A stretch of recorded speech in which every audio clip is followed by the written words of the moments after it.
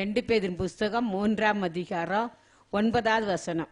தாமதிக்கிறார் என்று சிலர் எண்ணுகிறபடி தாமதிக்கிறார் என்று சிலர் எண்ணுகிறபடி கர்த்தர் தமது வாக்குத்தத்தத்தை குறித்து தாமதமாய் இராமல் கர்த்தர் தம்முடைய வாக்குத்தத்தத்தை குறித்து தாமதமாய் இராமல் ஒருவரும் கெட்டு போகாமல் ஒருவனும் கெட்டு போகாமல் எல்லாரும் மனம் திரும்ப வேண்டும் என்று விரும்பி எல்லாரும் மனம் திரும்ப வேண்டும் என்று விரும்பி நம்மில் நீடிய பொறுமை உள்ளவராய் இருக்கிறார். நம்ம என்ன செய்றார்? நீடிய பொறுமை. அதைத்தான் நம்ம என்ன செய்றோம்? செபிக்கிறோம். ஆண்டவரே எங்க தேசத்துக்கு எப்படியாவது எழுப்புதலை தாரும்.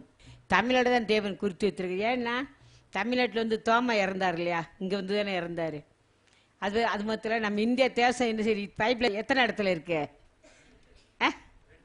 2 இடத்துல இருக்கு. பார்த்தீங்களா? நம்ம இந்திய தேசத்தை தான் தேவன் நினைச்சு 2 இடத்துல வச்சிருக்கிறாரு. அமெரிக்கா பற்றி சொல்லலை, லண்டனை பற்றிலாம் சொல்லலை.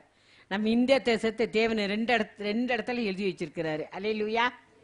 கர்த்தர் நம்ம மேலே எவ்வளோ ஒரு அன்புள்ள தேவன் பார்த்தீங்களா? அதனால இந்த எழுப்புதல் வந்து நம்ம முதல்ல எங்கே வரப்போகுதான்? இந்த சென்னையில் தான் வரப்பட போதா. இப்போ பாருங்கள், சென்னையில் தான் பயங்கரமான பிரச்சனைகள்.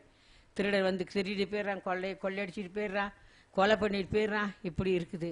ஆனால் ஆண்டவர் என்ன விரும்புகிறாருன்னா சென்னையில் தான் எழுப்புதல் உண்டாக போகுது. அம்மா அப்போ நம்ம என்ன செய்யணும்? போராடி நம்ம செபிக்கணும்.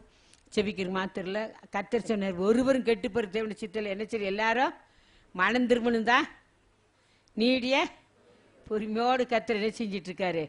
காத்திருக்கிறாரு. அதை இங்கேயும் சொல்றாரு பாருங்க. மத்தேயு சுவிசேஷத்திலையும் 18 அதிகாரம் 14வது வசனம் பாருங்க. இவ்விதமாக இந்த சிறியரில் ஒருவராகிலும் கெட்டு போவது பார்த்தீங்கன்னா கர்த்தர் தான் நம்மளெல்லாம் படைச்சாரு. பார்த்தீங்களா? அதான் சொல்றேன், இந்த சிறியல் ஒருவரால் கெட்டு போகிறது பரலோகத்தில் இருக்கிற உங்கள் பிதாவின் சித்தம் அல்ல. பிதாவின் சித்தம் அல்ல. அதுதான் நம்ம எல்லாரும் என்ன செய்றோம்? ரட்சிங்க ஆண்டவரே. நம்ம கேட்குறதுல என்ன செய்யலாம்? ரட்சிக்கப்படணும். யாராக இருந்தாலும் ரட்சிக்கப்படணும்.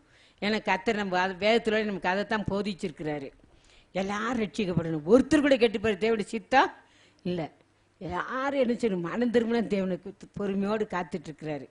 அதனால தான் நம்ம கேட்குறோம், ஆண்டவரே எல்லாருமே ரட்சிக்கணும். அப்போ எல்லாரும் மனம் திரும்பணும்.